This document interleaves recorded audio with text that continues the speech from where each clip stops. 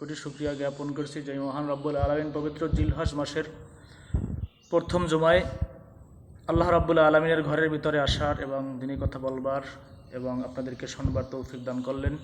সেই মহান রবের দরবারে একবার জোরে সরে বলি আলহামদুলিল্লাহ। আল্লাহ রব্বুল আলামিন এখনও পর্যন্ত যে আমাদেরকে বাঁচিয়ে রেখেছেন এবং এই একটি সামনে মহতি কাজের সামনে আমাদেরকে রেখেছেন। আমরা অনেকে নিয়ত করেছি মহতি কাজটা সম্পন্ন করব ইনশাআল্লাহ। আল্লাহ রাব্বুল আলামিন চাইলে আমাদেরকে কবুল করবেন, আর যদি না চায় তাহলে এর ভিতর আমাদেরকে নিয়ে যাইতে পারেন। ঠিক না ভাই? ঠিক। তো আল্লাহ রাব্বুল আলামিনের কাছে আমরা সাহায্য চেয়েছি, সাহায্য আল্লাহ রাব্বুল আলামিন দান করেছে। আরও সাহায্য চাইব, আল্লাহ যেন মহান রাব্বুল আলামিন যেন আমাদেরকে পরিপূর্ণভাবে যার যেরকম নিসাব পরিমাণ সম্পদ আছে সেই সম্পদ অনুযায়ী যেন সে কোরবানি করতে পারে এবং সেই কোরবানি পর্যন্ত হায়াত দ্বারা আল্লাহ রাব্বুল আলামিন করে। যদি আমাদের হায়াতটা সংকীর্ণ হয়েও থাকে, যদি আমাদের হায়াতটা এই মুহূর্তে আজকের দিনের ভিতরে শেষ হয়ে যায়, আমরা চাইব আল্লাহর কাছে যে আল্লাহ আমাদেরকে যেন সেই নিয়তটা করেছি, নিয়তটা এখলাসটা করেছি, এখলাসটা যেন আমরা সঠিকভাবে পালন করতে পারি, সেই তৌফিক আমাদেরকে দান করেন। সকলে বলি আমিন। প্রিয় উপস্থিতি, প্রিয় হাজরিন, প্রিয় বাবাদের আমার, আজকে জিলহজ মাসের প্রথম জুমা, সামনে আরেকটি জুমা আছে, জুমার পরের দিনই আমাদের কোরবানি। জিলহজ মাসের 10 তারিখ, ওই 10 তারিখে আবার জুমার দিন, ঠিক না? 9 তারিখে জুমার দিন, পরের দিন আবার কোরবানি।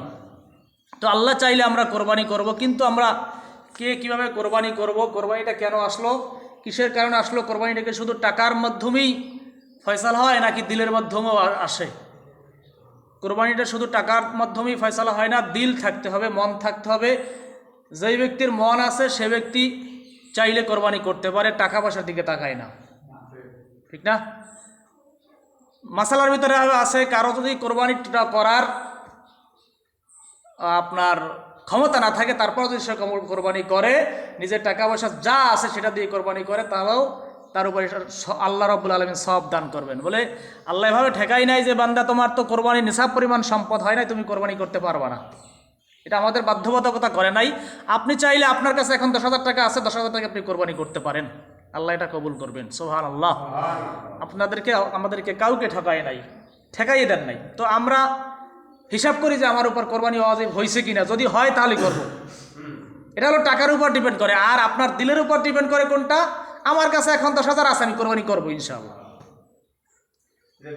এটা হলো দিলের বিষয়, এটা আমাদেরকে দিলের ভিতরে দেখতে হবে। কারণ হলো এই কোরবানিটা আসছে, আমি গত সময় বলছিলাম, দিল থেকে। হাবিল এবং কাবিলকে কোরবানি করতে নির্দেশ করা হয়েছিল, তারা দিলের মাধ্যমে। কাবিল কোরবানি করেছিলেন তার কিছু নষ্ট জাতীয় খাবার দিয়ে, ফসল দিয়ে কোরবানি, আল্লাহ রাস্তায় কোরবানি করেছিলেন, কিন্তু এটা আল্লাহর কাছে কবুল হয় নাই। আর হাবিলেরটা কোরবানি হয়েছিল কেন? আল্লাহর দিল থেকে সে তার সম্পদের ভিতরে যে ভালো যেই দুম্বটা ছিল, পশুর ভিতরে যেই ভালো দুম্বটা ছিল, সেটা দ্বারা সে কোরবানি করছে, আল্লাহ রাস্তায় বিলাই দিছে, কোরবানি কবুল হয়ে গেছে। এইটা দ্বারা আমরা বুঝতে পারলাম যে আপনার কাছে উৎকৃষ্ট যে মালটা থাকবে ওটা দ্বারাই কোরবানি করা জরুরি। কোন মালটা বলেন? উৎকৃষ্ট, সর্বশ্রেষ্ঠ, ভালো যেই সম্পদটা থাকবে সেই সম্পদটা দ্বারাই কোরবানি করা দায়িত্ব। কেন? আল্লাহ রাব্বুল আলামিন ঘোষণা করেছেন, বিসমিল্লাহির রহমানির রহিম, রব্বি হাবলি মিনাস সালিহিন। আল্লাহর কাছে হযরত ইব্রাহিম আলাইহিস সালাতু ওয়াস সালাম পেশ করলেন, রব্বি হাবলি মিনাস সালিহিন, আয় আল্লাহ আপনি আমাকে একটা নেককার সৎকর্মশীল সন্তান আমাকে দান করেন। হযরত ইব্রাহিম আলাইহিস সালাতু ওয়াস সালামের বয়স যখন 86 বছর। কত বছর বলেন? 1 বছর নয়, 2 বছর নয়, একেবারে বার্ধক্যে পৌঁছে গেছে। 86 বছর বয়সের এই জায়গায় একজনও নাই। সেই 86 বছর বয়সের সময় হযরত ইব্রাহিমের ঘটনা, আগের ঘটনায় আমি যাব না, শেষের ঘটনায় আসছি।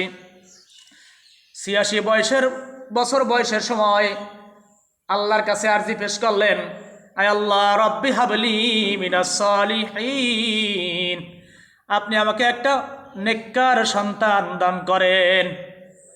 আল্লাহর কাছে যখন আরজি পেশ করলেন, আল্লাহ আরজি কবুল করে নিলেন। এর মানে হলো বোঝা গেল আল্লাহর কাছে যদি চাওয়ার মতো চাওয়া যায়, আল্লাহ ৮৬ বছর কেন ১০০ বছর কেন বৃদ্ধ বয়সে একেবারে মরণাপন্ন সময় যদি আল্লাহর কাছে কিছু চাওয়া যায়, পাওয়া যায়। ঠিক না ঠিক? আল্লাহর কাছে চাইলেই পাওয়া যায়। সেই চাওয়ার মতো দিলটা, চাওয়ার মতো মনটা, চাওয়ার মতো চাইতে হবে।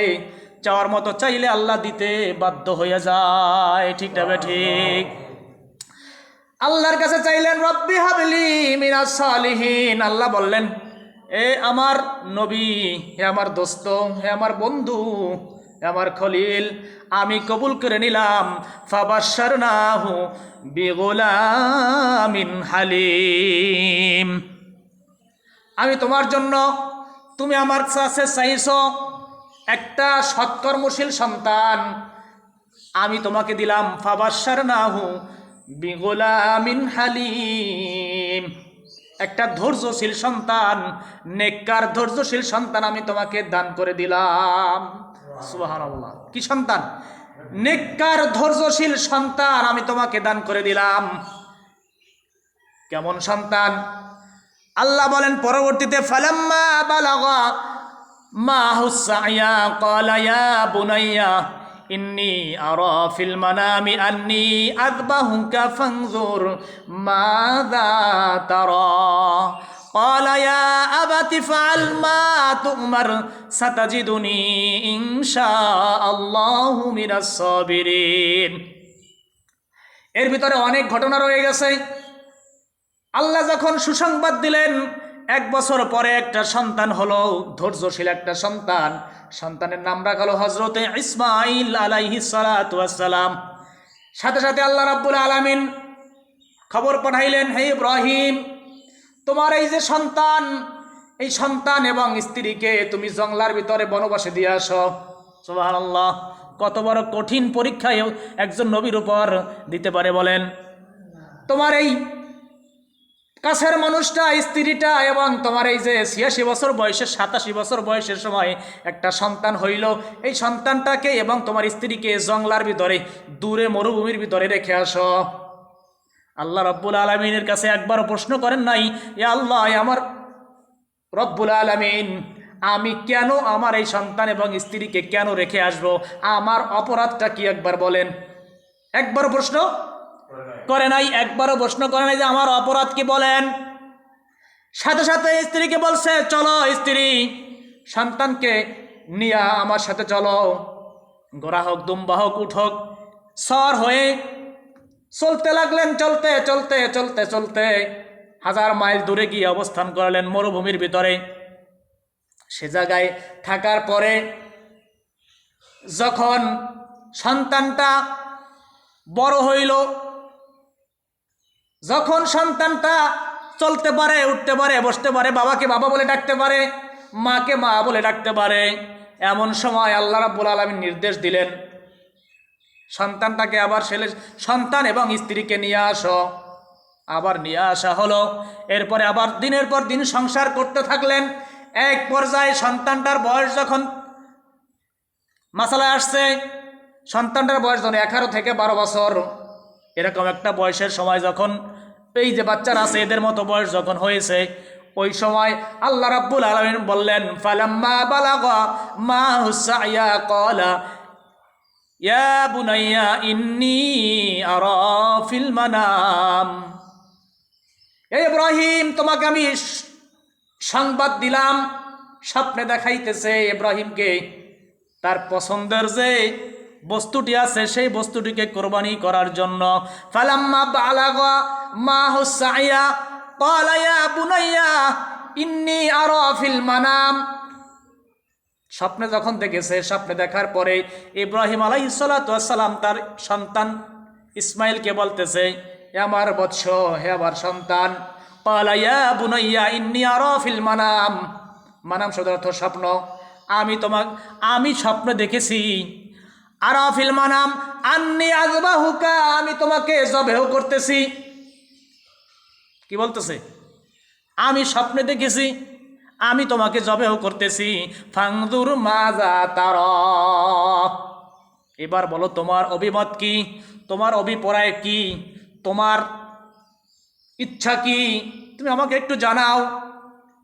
আচ্ছা বলেন, এই জায়গায় যদি আমাদের মতো আমাদের সন্তান হইতো অথবা আমরা হইতাম, তাহলে প্রথমেই বলতাম, যখন আমি জন্মগ্রহণ করেছি তোমার মতো নাদান বাবার হয় না। এক কথায় বলতাম, যখন আমি জন্মগ্রহণ করেছি, জন্মগ্রহণ করার সাথে সাথে আমার মাকে এবং আমাকে সহ বনবাসে দিয়ে আসছো। এই আমি এবং আমার মা, আমি দুগ্ধপোষ্য সন্তান, আমি কি খাবো, আমার মা কি খাবে, কি খেয়ে মায়ের স্তনে দুধ হবে, এবং মা কি খেয়ে বাঁচবে, আমি কি খেয়ে বাঁচবো, সেই টেনশন তুমি করো নাই। দিনের পর দিন আমাকে আমার মায়েকে ওই মরুভূমির ভিতরে ফেলে এসেছো। এখন যখন আমি আল্লাহর রহমতে বড় হয়েছি, মা কষ্ট ক্লেশ করে আমাকে বড় করেছে, এখন তুমি আমাকে যাইয়া আবার নিয়ে আসছো। এখন আবার কিছুদিন পরে আমাকে বলতেছো তুমি আমাকে জবেও করবার স্বপ্নে দেখেছো, তামাশা পাইছো নাকি? বলতাম না? সন্তান বলতো কি, তামসা পাইছো নাকি? কিছুদিন আমাদেরকে ফেলে রেখে আসছো, আবার এখন নিয়ে আসছো, এখন বলো আরা ফিল মানাম, আমি স্বপ্নে দেখেছি, আন্নি আযবাহুকা ফানজুর মাযা তারা, আমি স্বপ্নে দেখেছি তোমাকে জবাই করতেছি, এখন তুমি বলো তোমার মত কি? এ কথা না বলে রাগান্বিত সন্তানটা রাগান্বিত না হয়ে সন্তানটার সাথে সাথে বলল, ক্বালা ইয়া আবাতি ফাআল মা তুমার সাতাজিদুনি ইনশাআল্লাহু মিনাস সাবিরিন। সুবহানাল্লাহ। সাথে সাথে সন্তান বলে, ইয়া আবাতি ফাআল, এ আমার বাবা, আপনি যে বিষয়ে আদিষ্ট হয়েছেন, যে বিষয়ে আপনাকে আদেশ করা হয়েছে, আমি জানি আপনি একজন নবী, আপনি ইব্রাহিম আলাইহিস সালাতু ওয়াস সালাম, আপনি আল্লাহর বন্ধু। আপনার স্বপ্ন স্বপ্ন নয়, নবীদের স্বপ্ন স্বপ্ন নয়, নবীদের স্বপ্ন ওহী। নবীরা দিনের বেলায় যেভাবে দেখে, ঘুমের বৈদ্যারাও সেভাবেই দেখে। নবীরা কি করে? দিনের বেলায় যেটা শোনে, রাতের বেলা ঘুমের ভিতরেও সেটাই শোনে, একই ভাষায়। সুবহানাল্লাহ। তাহলে আপনার যে স্বপ্নে দেখেছেন এটা স্বপ্ন না, এটা বাস্তব। আপনি যে বিষয়ে আদিষ্ট হয়েছেন, যে বিষয়ে আল্লাহ রাব্বুল আলামিন আপনাকে আদেশ করেছে, ক্বালা ইয়া আবাতি ইফআল মা তুমার, আপনি যে বিষয়ে আদেশ পেয়েছেন আপনি সে আদেশ পালন করেন। সাতাজিদুনি ইনশাআল্লাহু মিনাস সাবিরিন, আপনি আমাকে পাবেন ধৈর্যশীলদের ভিতরে। সুবহানাল্লাহ। ওই যে আল্লাহ রাব্বুল আলামিন আগে বলছে, ফাবাশশারনাহু বিগুলামিন হালিম, আমি তোমাকে একটি সন্তান দান করলাম, ধৈর্যশীল সন্তান। এই জায়গায় গিয়ে ওই ইসমাইল ইসলাম প্রমাণ করে দিলেন, ফাবাশশারনাহু বিগুলামিন হালিম। আর জায়গায় বলছে, সাতাজিদুনি ইনশাআল্লাহু মিনাস সাবিরিন, আপনি আমাকে ধৈর্যশীলদের ভিতরেই পাবেন। সুবহানাল্লাহ। এরপরে ফালাম্মা আসলামা ওয়া তাল্লাহু লিল জাবিন, যখন ইব্রাহিম এবং ইসমাইল আলাইহিস সালাতু ওয়াস সালাম দুজনই একমত হয়ে গেলেন, স্বপ্নে দেখেছে এবং স্বপ্নের ব্যাখ্যা বলার পরে ইসমাইল আলাইহিস সালাম রাজি হয়ে গিয়েছে, দুজনে কি একমত হয়ে গেছে। এরপরে তাহলে চলো তোমার মায়ের সাথে বিদায় নাও। মায়ের সাথে কথা বলে বাবার সাথে রওনা দিলেন জবেহের জন্য। একজন জবেহের জন্য রওনা দিলেন, আর একজন জবে হওয়ার জন্য রওনা দিলেন। আচ্ছা বলেন, এটা কি টাকা পয়সার সাথে সম্পৃক্ত না দিলের সাথে সম্পৃক্ত? কিসের সাথে বলেন? এই সন্তানটাকে কোটি কোটি টাকাও যদি ইব্রাহিমকে দেওয়া হতো, সন্তানটা জবে করতো? জবে করার ইচ্ছা করতো না। কিন্তু আল্লাহ বলছে, আল্লাহ নির্দেশ করেছে, নির্দেশ পালন করার জন্য সন্তানটাকে জবেও করার জন্য রাজি হয়ে গেছে এবং সাথে সাথে নিয়ে রওনা দিয়েছে। যাইতে যাইতে মিনার পর্বতে চলে গেলেন, যেই জায়গায় জবেহ করতে হয় এখনো হাজিরা গিয়ে জবেহ করে, কোরবানি করে মিনায়। কোথায়? মিনায়। সেই মিনা পর্যন্ত পৌঁছে গেলেন। এর মাঝখানে ইবলিস বিভিন্ন কায়দায় ওই ইব্রাহিমকে, ইসমাইলকে এবং মা ওই যে আপনার হাজারাকেও বিভিন্ন কায়দায় অসওয়াসা দিয়েছে, কিন্তু কেউই অসওয়াসায় পড়ে নাই। পড়ছে? কেউই পড়ে নাই। এক পর্যায়ে যখন মিনায় চলে গেলেন। মিনায় চলে যাওয়ার পরে ওয়ানাদাইনাহু আইয়া ইব্রাহিম, আল্লাহ বলেন ওয়ানাদাইনাহু আইয়া ইব্রাহিম। যখন এর মাঝখানে কিছু কথা আছে, মিনায় নেওয়ার পরে ইব্রাহিম এবং ইসমাইল যখন জবেহ করা শুরু করলেন, সংক্ষেপে বলে যাইতেছি, জবেহ করা শুরু করলেন, জবেহ হইতেছে না, চাকু দ্বারা জবেহ করতেছে। এর মাঝখানে বলছে, বাবা আপনার কাপড়গুলো, আপনার পোশাকগুলো বেঁধে নেন, কারণ আপনার যখন জবেহ করবেন, জবেহ করার সময় রক্তটা ফিনকি দিয়ে বের হয়ে আপনার কাপড়ে যেয়ে লাগতে পারে। সুবহানাল্লাহ। সন্তানটা জবেহ হয়ে যাবে, এমন মুহূর্তে বাবার কাপড়ে রক্ত লাগবে, সেই রক্তের কথা বলতেছে, বাবা আপনার কাপড়গুলো গুছাইয়ে নিয়েন এবং আমার কাপড়টাও গুছাইয়ে রাখেন। জবেহ করার পরে আমার মা তো জিজ্ঞাসা করবে আমার সন্তান কোথায়, তখন আমার এই কাপড়গুলো নিয়ে আমার মায়ের কাছে দিয়েন এবং এই কাপড়, এই আমার পরনের পোশাকটা সারা জীবন দেখে দেখে আমার মা দিন কাটিয়ে দিবে। সুবহানাল্লাহ। যখন এই ঘটনা ঘটা হইল, বাবা ইব্রাহিম অঝর দ্বারায় কান্না করতেছে আর ছুরি চালাইতেছে, কিন্তু ছুরি গলা দ্বারা কাটে না। ছুরিতে কি করে না? গলা কাটে না। এক পর্যায়ে ছুরিটাকে নিক্ষেপ করলেন দূরে। নিক্ষেপ করার পরে পাথরের উপরে লেগে পাথরটা দ্বিখণ্ডিত হয়ে গেছে। পাথরে পরে পাথর দ্বিখণ্ডিত হয়ে গেছে। তারপরে আবার রাগের মাথায় আবার ছুরিটা এনে আবার ইসমাইলের গলায় চালানো শুরু করলেন। এক পর্যায়ে দেখলেন যে ভস ভস ভস ভস করে শব্দ করে ফিনকি দিয়ে রক্ত বের হওয়া শুরু করলো। আলহামদুলিল্লাহ সাথে সাথে বললেন আলহামদুলিল্লাহ। সাথে সাথে কি বলছে? আলহামদুলিল্লাহ, যে আল্লাহ আপনি কবুল করেছেন। তাকাইয়ে দেখে যে হযরতে ইসমাইল আলাইহিস সালাম আর তলে নাই, ছুরির নিচে নাই। ইসমাইল আলাইহিস সালাম দূরে শোয়ানো অবস্থায় আছে, আর ওই যে হযরতে আপনার ইব্রাহিম আলাইহিস সালাম জবেহ করছে, করার পরে দেখে একটা দুম্বা জবেহ হয়ে গেছে। সুবহানাল্লাহ। তাহলে সেই থেকে আমরা পেয়েছি হযরতে ইব্রাহিমের সূত্র ধরে আমরা কুরবানি পেয়েছি। এখন এই জায়গায় আমার প্রশ্ন রইল এই জায়গায় যে কুরবানিটা কিন্তু টাকার সাথে সম্পৃক্ত না, একদম দিলের সাথে। এখন এর মাঝে আসছে যে কোরবানি আসলে কত নিসাব পরিমাণ সম্পদ হলে কোরবানি, কত টাকা হলে পরে সম্পদ কোরবানি করা যাবে। আমি মনে করি এ জায়গায় মাসালায় আসছে আপনার নিসাব পরিমাণ সম্পদ হলো 52.5 তোলা রূপা। এই পরিমাণ টাকা যদি কারো কাছে একেবারে আপনার